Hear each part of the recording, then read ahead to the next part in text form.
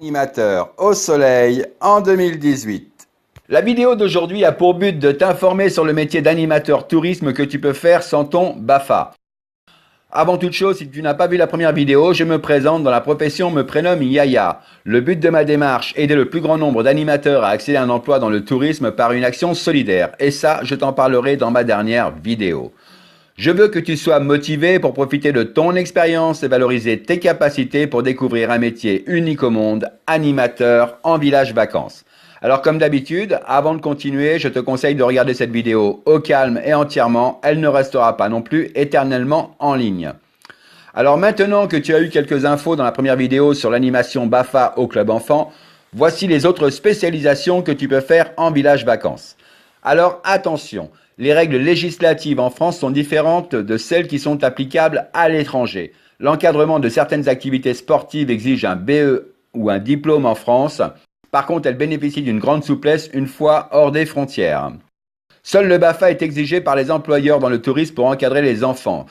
Il est très peu probable que tu puisses avoir un poste au club enfant sans ton BAFA, ça c'est clair. Par contre, si tu as le BAFA, voici ce que tu peux faire. Il existe une dizaine de spécialisations dans les métiers de l'animation tourisme. Voici quelques postes qui ne demandent aucun diplôme à l'étranger. On commence tout de suite par la chorégraphe ou le chorégraphe régisseur. Donc comme son nom l'indique, ça s'adresse surtout à des jeunes qui aiment danser, dont c'est la passion, qui aiment aussi monter des chorégraphies, qui adorent le feu des projecteurs ou être sur les planches. La principale fonction de cette spécialisation, c'est la soirée, les spectacles, vu que les vacanciers n'ont pas la télé sur un village vacances.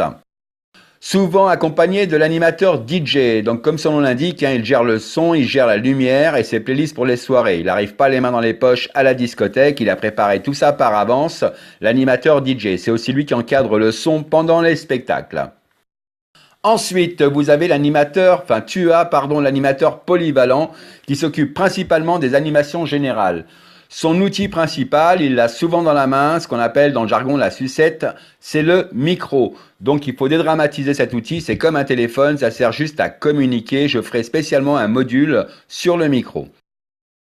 L'animateur sportif, il est en charge d'organiser les tournois. Comme son nom l'indique, l'animateur sportif, on pense tout de suite que ça doit être un grand sportif, et non. Ce n'est pas ce qu'on demande à un animateur sportif, on lui demande surtout d'être capable d'organiser et de gérer et d'animer des tournois sportifs, comme le foot, le volley, le basket, et bien d'autres encore que tu découvriras sur ton village vacances.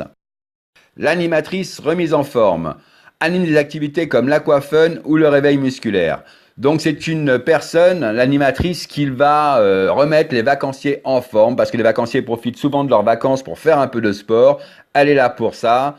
Donc du réveil musculaire à l'aquagym en passant par quelquefois même des cours de danse ou des cours de step, enfin voilà. Il en existe pas mal d'activités dans cette spécialisation. L'hôtesse ou chef hôtesse animation.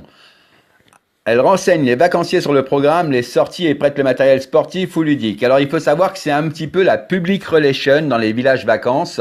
On n'en trouve pas dans tous les villages vacances, mais là où il y en a une, c'est elle qui va surtout être en relation directe avec les vacanciers qui ne seront pas en activité. Et il existe encore d'autres spécialisations qui demandent une bonne pratique. Et oui, effectivement, on ne peut pas s'improviser prof de planche à voile ou de tennis ou de tir à l'arc. Donc là, ça s'adresse à des jeunes qui ont déjà cette passion dans la peau et qui vont vouloir la mettre en place dans un village vacances.